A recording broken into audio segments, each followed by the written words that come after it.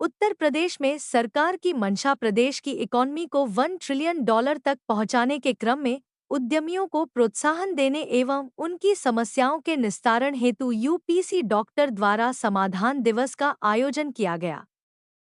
उक्त कार्यक्रम की अध्यक्षता उत्तर प्रदेश सरकार के औद्योगिक विकास अवस्थापना एवं निर्यात प्रोत्साहन विभाग के कैबिनेट मंत्री माननीय श्री नंद गोपाल गुप्ता नंदी जी ने किया।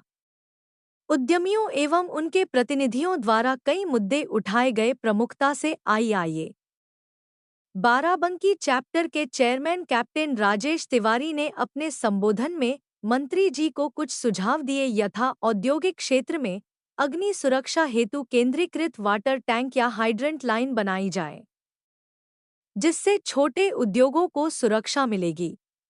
तो उसमें ईएसआईसी की डिस्पेंसरी और हॉस्पिटल की सुविधा को रखा है। बहुत शॉर्ट में मैं अपने पॉइंट कर रहा हूं। तीसरा पॉइंट यह है सर कि अभी कुछ दिनों पहले सरकार की मंशा शायद ये रही हो कि स्टैटिस्टिक्स पूरे ना हो कि कितने उद्यम, कितनी फैक्ट्रीज, कितने प्लॉट चला है, कितनी पे फैक्ट्री चल रही है।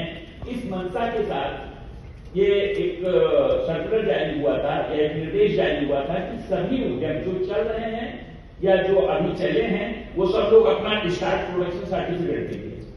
तो वो स्टार्ट प्रोडक्शन सर्टिफिकेट में कुछ समस्याएं ऐसी आ रही हैं कि उसमें ये मांगा जा रहा है कि आपकी जब बिजली कनेक्शन हुआ तो बिजली कनेक्शन के पेपर दीजिए। अब 10 साल पहले बिजली कनेक्शन हुआ था, अब वो छोटा उद्यमी उसके पास वो पेपर तो है नहीं।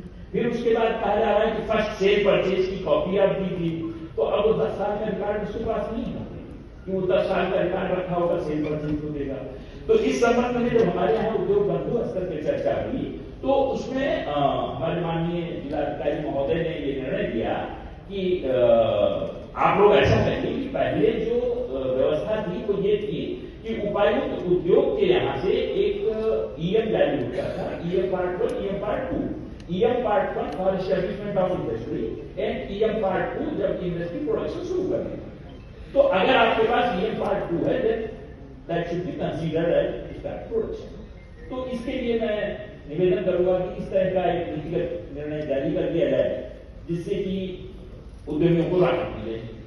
बाकी छोटी मोटी समस्याएं तो सर हमारे यहाँ यूपीसीडा के अधिकारी तुरंत उसके ऊपर निर्णय देते हैं और तुरंत उसको सॉल्व करते हैं।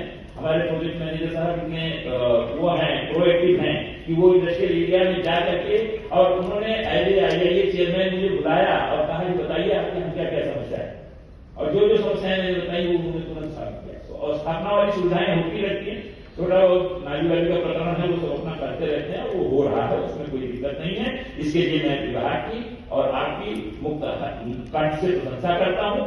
एक लास्ट में एक निवेदन ये है कि जैसे जो औद्योगिक क्षेत्र विकसित हो रहे हैं या विकसित हो चुके हैं वहां पर एक फायर स्टेशन बनाया गया है, फायर स्टेशन बनाया जा रहा है जहां जहां सुविधा है या जहां जहां आपकी नीतियों में आता होगा वहां फायर स्टेशन बनाया गया है। बट फायर स्टेशन के साथ एक विसंगत ये है कि फायर विभाग वाले ये कहते हैं कि जब तक आप इसमें मुझे आवासीय नहीं दोगे तब तक मैं ये फायर स्टेशन पे रहेगा कौन, इसको ऑपरेट कौन करेगा।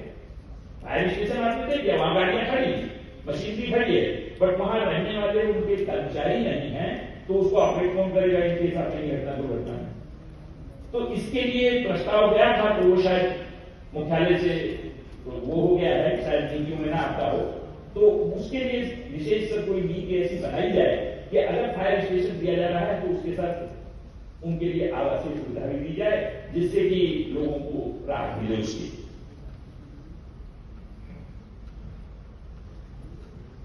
बाकी एक ज्वलंत मुद्दा तो माननीय मंत्री जी के संज्ञान में है ही है, एक ज्वलंत मुद्दा तो माननीय मंत्री जी के संज्ञान में है ही है। आईआईए हर जगह से हर फोरम पे उसको उठा रहा है कि हमारी जो लीज होल्ड की जमीन है इसको फ्री होल्ड किया जाए, उस पर डिक्लेरेशन लिया जाए या कुछ ऐसा पार्ट कर दिया जाए कि जैसे पहले एलडीए में था कि इतने साल के बाद हम फ्री होल्ड करेंगे, कुछ इस तरह का कर दिया जाए कि इतने साल के बाद जो इंडस्ट्रीज हैं उनका करेंगे, या फिर उसमें एक डिक्लेरेशन लिया जाए कि नहीं अगर हम इसका यूज चेंज करेंगे तो उसको कैंसिल कर दिया जाए। इसका कुछ तरह का अंडरटेकिंग कुछ इस तरह की नीति बनाई जाए, इसके लिए हम लोग हमेशा आपसे निवेदन करते रहे हैं। धन्यवाद मुझे इस चीज को बुलाने के लिए और बोलने का मौका देने के लिए, धन्यवाद।